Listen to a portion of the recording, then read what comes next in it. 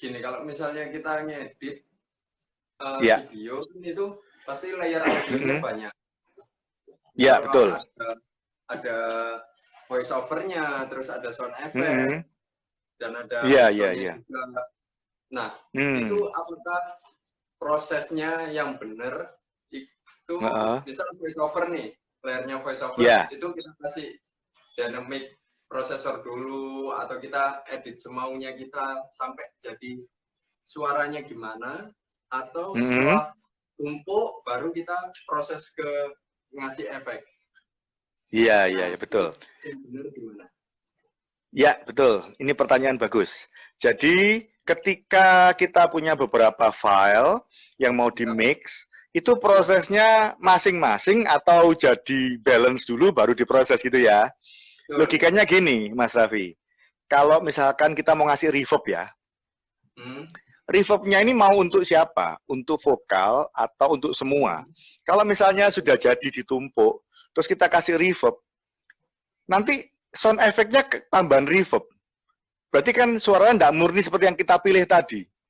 Di reverb itu ada boosting frequency, ada reverb time, jadi suara jadi tambah panjang. Berarti sound effect yang tadinya kita dengar, aku mau pakai ini, jadi rada kacau nanti. Tapi kalau cocok, enggak apa-apa. Kalau ternyata, asik juga, sekali kerja dapat, itu enggak apa-apa. Tapi biasanya kebetulan itu, karena kan mau kita milihnya sound effect ini sudah dengar, tiba-tiba berubah. Jadi yang betul adalah proses, kalau dynamic itu, kompresor sebaiknya per input ya. Jadi kita sudah mengatur setiap suara itu kepada yang kita mau. Kalau dynamic processor atau kompresor itu kan membatasi dinamika ya. Biasanya dia ngomong pelan terus lompat buanter, ini kan kita harus ngatur volume. Nah, supaya dia otomatis, itu namanya kompresor. Jadi waktu dia kegedean, ditahan, sehingga kalau sudah sesuai dengan naik turunnya ini, kita besarkan bareng-bareng, maka nanti perbandingan ini menjadi sesuai dengan yang kita mau, perbandingan dinamikanya. Ini tahu ya, ini kompresor tuh kerjanya seperti itu. Kalau tadi reverb, delay itu kan efek prosesor, jadi itu setelahnya lagi. Jadi pertama suara, ngambil dari preamp tadi dan mikrofon. Setelah suara, kita shape dengan dynamic processor dulu, kompresor yang paling umum.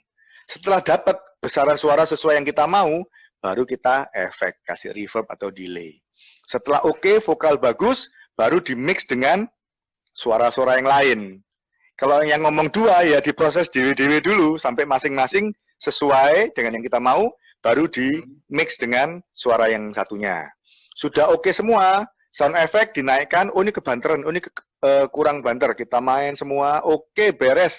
Baru hasilnya itu menjadi 2 track atau single track stereo tadi. Ini yang namanya mixing. Nah, kalau tadi Mas Raffi bilang sudah jadi semua baru di reverb, pasti berubah nanti. Karena total kena semua. Iya, gitu. Ya, betul ya. Ada lagi mengenai mixing? Oke. Nah, setelah mixing, baru masuk ke mastering kan ya. Mastering ini stereo track, hasilnya tetap stereo track nanti. Kalau mixing dari multi track, misalkan ada 16-20 track, jadi stereo track, 2 track gini aja. Itu mixing. Tapi mastering, 2 track, setelah di mastering tetap 2 track. Jadi prosesnya adalah proses audio saja. Untuk apa ini? Ini untuk menstandarkan dengan suara-suara yang ada di mana-mana. Jangan sampai kita mixing, enak di kupingku, enak di speakerku. Begitu di setel orang di sana, lo kok gini yo? Lo kok cuy yo? Volumenya kecil banget. Nah, ada standar-standar yang harus dibuat supaya di-play di mana-mana sama. Nah, di misalkan Spotify, kita kalau yang baru-baru, misalkan album-album tahun 2019-2020, kita setel gonta-ganti, kita tidak perlu ngatur volume kan, kurang lebih sama segitu, tidak mengganggu. Tapi coba cari yang lagu album mungkin tahun 70-80, kadang-kadang bisa lebih kecil. Loh kok cilin ya, harus gedekan volume. Nah, itu berarti dia tidak standard mastering. Jadi mastering pertama adalah besaran volumenya itu setara dengan yang lain. Jadi kalau kita nyetel ganti-ganti lagu, tidak sampai naik turun. Itu yang pertama. Mastering yang kedua itu adalah EQ atau bukan karakter di sini. Ini EQ. Jadi frekuensinya. Kalau nyetel lagu ini nyumpling treble. Lagu lain pas treble-nya, tapi bassnya kegedean. Nah, ini berarti tidak mastering. Kalau mastering, kita ganti lagu secara EQ sama semua. Yang beda itu dari lagunya. Kalau kadang, oh ini lebih mantep, ya memang dia mau lagunya jadi kayak gitu. Misalkan lebih tight di bass, dep, dep, dep, dep. Oh, memang lagunya dia seperti itu. Oh, ini lagunya orkestra, dia enggak tight. Tapi kalau dibandingkan secara full frekuensi, itu sama. Jadi kita enggak perlu nge-EQ. Kalau tadi pertama enggak perlu main volume, yang kedua enggak perlu nge-EQ. Ini kok tajam, ngecilin treble-nya. Terus ganti lagu, lu kok bujel dibalik nomane. Berarti itu enggak mastering. Ini yang kedua ya. Yang ketiga itu kompresi. Kompresi tadi, kalau tadi saya bilang kompresor itu per channel. Lah kalau di sini Mas, kita kompres hasil akhir. Jadi mastering itu bisa outputnya itu kompres lagi. Tujuannya apa? Bisa. Nah ini yang mastering. Jadi kalau mastering kompresnya di akhir.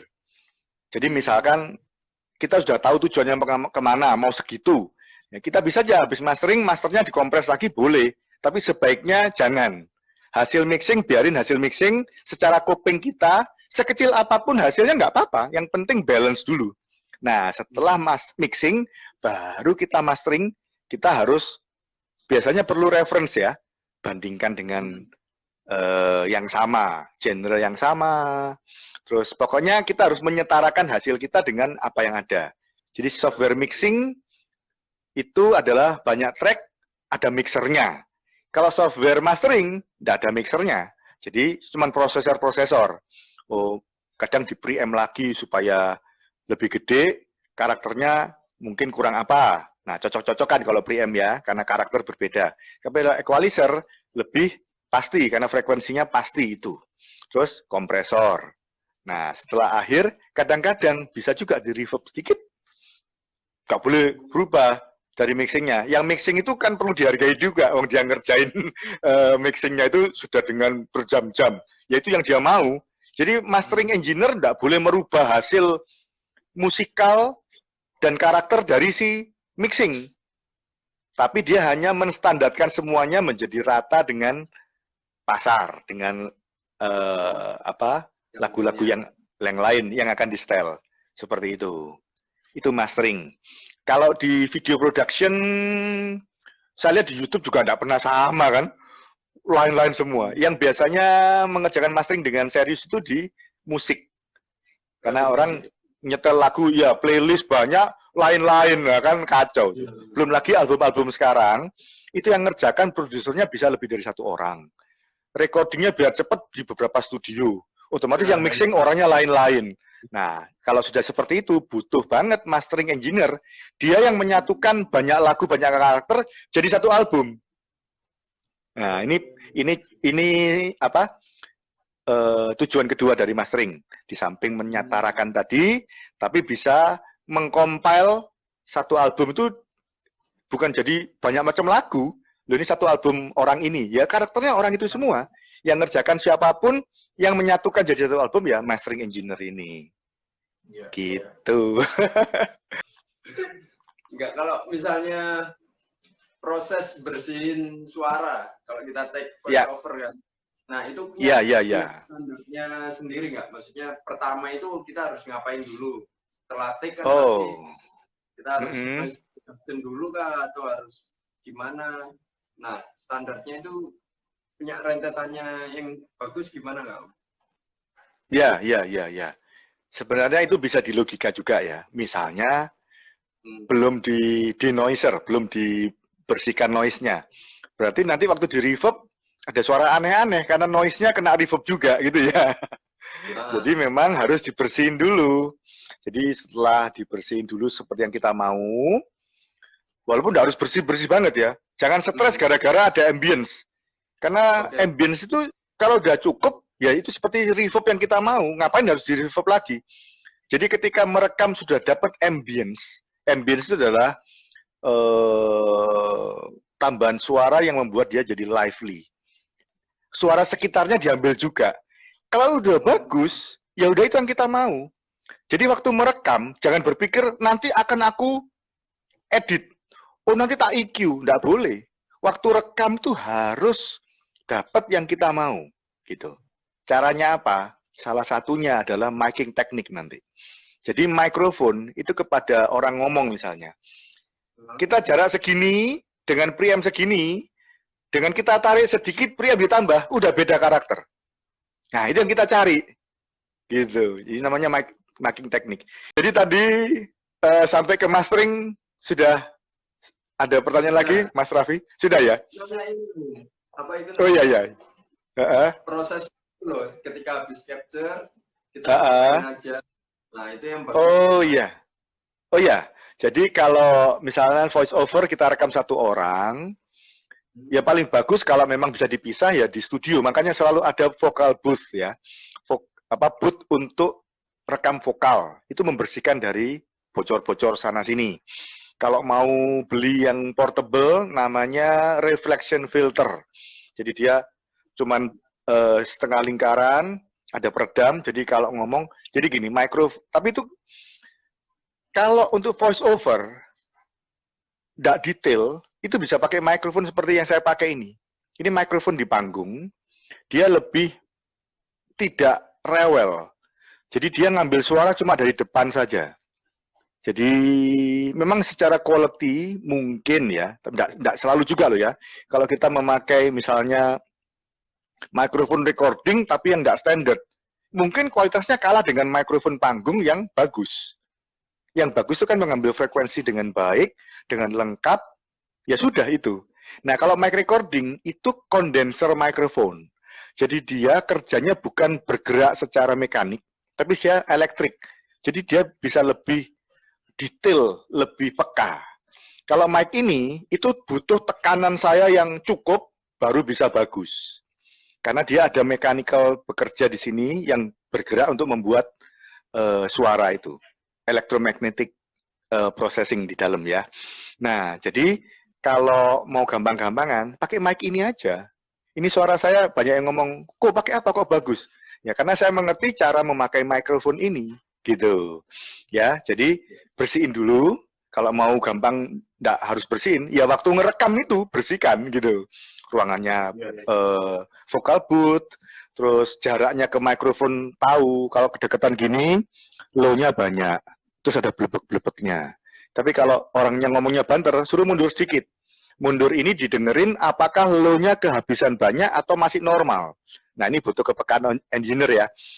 Audio engineer harus dengar bahwa ini low-nya menurun dari setara dengan frekuensi lain atau masih sama. Kalau sama semua frekuensi, itu namanya flat. Itu yang kita cari.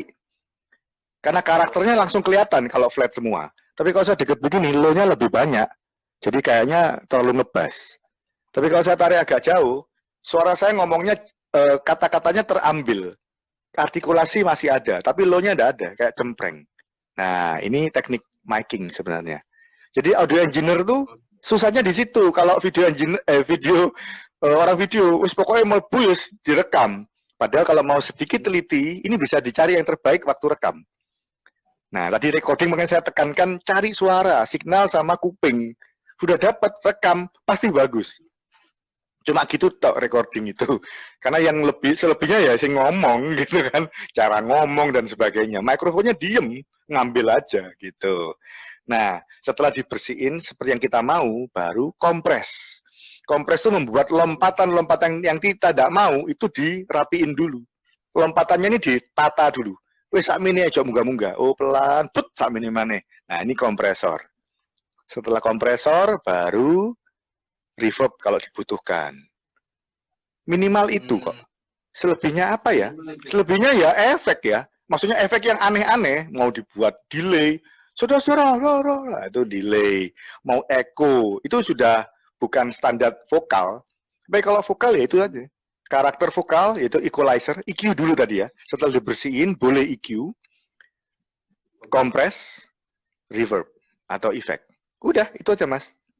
Sudah standar, siap pakai, siap digabung dengan yang lain. Itu sudah standarnya. Itu standarnya, ya. Standar yang lain adalah kupingnya, Mas.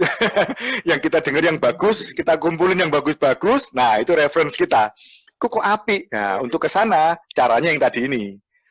Suara udah oke, EQ ini kayaknya kok low-nya kegedean. Nah, berarti potong frekuensi low-nya. Ini kayaknya mic-nya kok kurang bagus, cheese-nya cetone es itu kok kurang dikit. Nah, itu. Esnya kaken, giginya pakai keramik gitu, kadang kucus gitu. Itu bisa dibantu dengan namanya de-esser. De-esser itu kompresor khusus untuk frekuensi. Jadi yang dikompres bukan signal suara full, cuma frekuensi tertentu yang kelebihan dia kompres. Tadi kan kompres sudah ngerti. Nah, ini yang dikompres cuma frekuensi itu tok, yang ngeces gara-gara palsu itu tadi. Nah, setelah itu baru iya, itu pakai de-esser. Kalau sudah tahu jelas ini cuma gara-gara sesuatu, satu frekuensi itu ngomong kok ngecesnya di situ terus. Nah, kita de-esser aja. Tapi kalau mostly dia ngomong ledak-ledaknya karena passion, bukan karena frekuensi, pakai kompresor. Gitu. Oh, oke. Ya. Om, terus mau nanya lagi. Iya. Kapan hari kan pernah kasus ya ini, kejadian lagi webinar gitu. Iya. Nah, terus situ saya pakai mic lavalier dengan 2 merek yang berbeda. Mic lavalier atau clip on mic itu ya, mereknya berbeda. Oke. Ya, 2 orang pakai mic-nya beda. Ya. Terus? Itu cara ngilangin dia kok pasti delay ya, Om. Kalau misalnya kalau kita pakai mic yang mereknya sama itu delaynya nggak ada. Tapi ketika pakai mic yang beda, itu dia ada delaynya. Jadi kayak mantul gitu suaranya. Mantul ya. Gini, kita samakan dulu persepsinya ya. Yang namanya delay itu kan telat ya. Kita ngomong sekarang, bunyinya nanti. Itu delay. Nah, terus kalau pakai 2 mic, yang disebut delay adalah ini ngomong bareng, ini bunyi, ini belum bunyi, tiba-tiba bunyi di belakangnya. Ini delay. Nah, tapi kalau tadi ngomong ada, apa tadi ngomong? Ada suara pantulan. Atau kalau reverb itu kayak ada di ruangan. Hei. Ada sisa suara, itu reverb. Gaung. Kalau delay itu telat. Jadi, kadang-kadang delay itu bisa double. Kita ngomong bunyi, terus ada lagi bunyi kita. Nah, yang delay itu yang keduanya ini. Yang pertama direct, yang kedua adalah delay-nya. Apa dari 2 mic ini, yang ini ya, telat satunya. Dia ngomong, bunyinya telat gitu. Betul. Mulutnya sudah goyang, suaranya belum keluar gitu. Nah, ini perlu dilihat dulu ya. Yang satunya enggak ya? Ya. Kalau kita mereknya sama, enggak kayak gitu. Oh, kalau mereknya sama, enggak gitu. Begitu mereknya beda, satunya telat gitu ya? Ya. Nah, kalau gini, mungkin ya. Yang satunya tuh inputnya XLR, Bu. Ya. Yang satunya XLR, yang satunya itu yang digital ya? Ya, yang TRS. Yang TRS satunya. Apakah itu pengaruh ya, Bu? Gini, kalau masalah konektor, itu kan dia cuma nyambungin aja dari penerima. Kalau wireless kan ada receiver-nya. Ya. Receiver itulah yang mengeluarkan audio untuk dimasukkan ke sistem audio. Oke, ini dulu ya. Kalau pakai kabel, itu kan direct. Begitu ngomong lewat sep, karena dia connect kan, langsung lewat. Jadi nyaris tanpa delay, karena dia langsung nyambung. Nah, kalau wireless, itu prosesnya memang ada traveling time secara digital itu, ya sama dengan radio ya. Radio kan juga gitu, ngomong, terimanya juga terlambat. Seperti kita juga di video ini, kalau dicek, makanya kalau di Zoom, nggak bisa nyanyi bareng. Karena semua ada delay-delay yang, ya karena tidak direct itu. Jadi kalau tadi yang satu, jadi bukan masalah merek. Jadi ini yang satu mungkin dia pakai kabel, yang satu pakai wireless, ya. Betul. Dua-dua wireless. Kalau yang XLR dan TRS, sebenarnya ya, TRS itu kan kakinya 3 ya. Karena garisnya 2, connectingnya kan 3 tuh, TRS. Betul ya? Iya. TRS kan 3. Lah kalau XLR itu kan juga 3. Itu sama. Cuma beda model aja. Untuk mengetahui bahwa yang ini profesional itu pakai SLR, yang enggak profesional bukan berarti enggak pro. Artinya berbeda, semi profesional atau apa, itu pakai TRS yang mini stereo. Gitu. Secara connecting sama itu. Sama-sama balance namanya. Nah, jadi keterlambatannya menurut saya itu dari sistem wireless-nya. Gini, Mas Raffi, lain kali ngeceknya jangan sampai kaget pas sudah jalan, loh kok begini. Jadi setup kita itu yang harus kita cek dulu. Nah, ngeceknya harus tahu logikanya. Yang pertama, dari mikrofon masuk ke transmitter. Transmitter diterima oleh receiver. Nah, output receiver ini yang harus kita bandingkan 1 dengan 2. Kalau di sana sudah sama, berarti kita bisa lanjut ke proses berikutnya. Kalau di situ sudah tidak sama, berarti ya sebelum itu yang bermasalah. Nah, namanya wireless system ini kan lewat udara, lewat frekuensi. Nah, ini yang memang, ya itu seperti kalau pakai Zoom kita tidak bisa bikin sama, karena masing-masing berbeda, beda milisecond aja sudah terlambat, apalagi nyanyi bareng. Jadi saya ada kelas-kelas musik, itu kalau pas nyanyi, anak-anak ayo nyanyi semua, malah di-mute jebret. Kalau di Murubno, ora karu-karuan, padahal diajak nyanyi bareng loh itu. Justru kalau nyanyi bareng di-mute. Kalau enggak bisa denger gitu. Jadi intinya memang secara wireless dan digital, itu ada streaming yang disebut delay or latency. Nah, latency ini tergantung dari setup dan kemampuan masing-masing alat. Selalu ada telatnya, latency. Nah, jadi ngeceknya Mas, di masing-masing. Jadi output pertama audio kan dari receiver, masing-masing receiver. Nah, kalau mau bandingkan, tancepin ke mixer misalkan 2 channel, di PFL 22, didengerin. Suruh ngomong bareng di 2 mic itu, misalkan 2 mic, di 1 orang ngomong tek gini, nanti kan, loh ini kok telat 1? Halo, halo. Wah, berarti yang ini masalah. Nah, kalau sudah gitu, saya enggak tahu kalau wireless system apakah bisa disetting. Kalau audio interface, kita bisa setting. Karena ada feature-feature di software yang bisa kita atur. Tapi kalau wireless system kayaknya nggak ada settingnya. Jadi nyerah dengan kualitas dan fasilitas yang disediakan gitu. Apalagi kalau udah kecil-kecil kan nggak ada apa-apanya ya. Semua di dalam. Nggak disediakan untuk setting-setting seperti itu. Atau begini. Kalau seperti ini ya, saya rekam suara saya, ini kan real time. Saya ngomong, saya lihat gambar saya persis. Telatnya dikit banget, nggak ketoro. Tapi begitu saya download hasil ini, saya kan edit di YouTube untuk saya pasang di YouTube channel saya. Itu tambah panjang. Jarak suara dengan keterlambatan gambar tambah panjang. Nah, jadi itu sudah masuk ke sistem yang kita nggak bisa, nggak bisa atur ya. Jadi yang ngaturnya dari sistem perjalanan itu tadi, gitu. Nangkep ya, jadi bisa alatnya. Masalahnya dari broadcast ya, Bo ya. Jadi dia capturing-nya nggak masalah, nah, masuk ke dalam sistem masalah di broadcasting-nya berarti kan? Bisa terjadi, ya itu maksud saya. Jadi beberapa kemungkinan. Iya, diaturnya di sistem broadcasting-nya. Di sistem broadcasting-nya, ya. Tapi tidak semua bisa ya. Jadi ada kasus-kasus yang memang sudah nyerah, artinya di luar kemampuan. Contoh misalkan internet, terus broadband-nya lagi penuh. Nah itu sudah pasti delay, tapi kita tidak bisa ngatur. Tapi selama masuk di sistem kita, sampai sebelum online ke internet, itu masih bisa kita atur. Gitu.